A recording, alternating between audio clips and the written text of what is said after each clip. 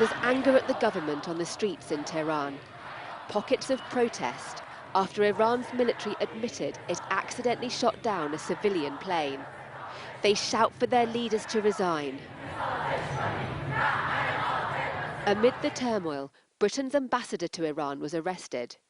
Rob McCare was held for 2 hours before being released. The Foreign Secretary called his treatment a flagrant violation of international law.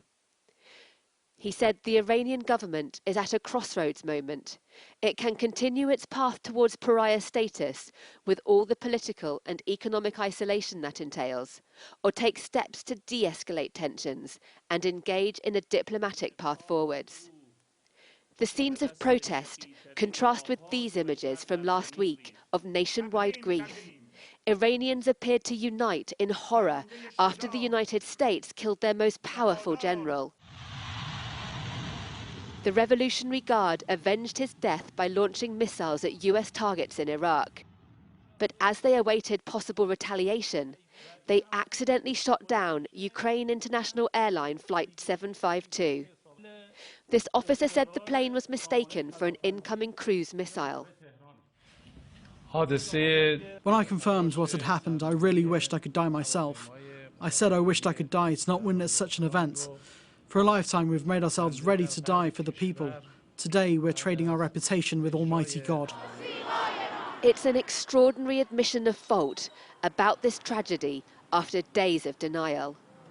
Slim comfort for the family and friends of Iran's dead.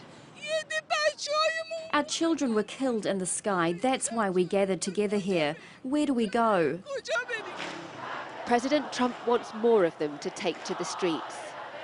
Tweeting in English and Farsi, he wrote, "To the brave, long-suffering people of Iran, I've stood with you since the beginning of my presidency, and my administration will continue to stand with you. We're watching your protests closely and are inspired by your courage." The world's also watching as Iran deals with the fallout from the plane crash. In Canada, which lost 57 of its citizens, there's anger. Shooting down a civilian aircraft is horrific. Iran must take full responsibility.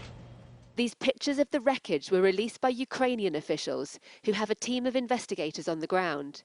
You can still make out what's left of the cockpit.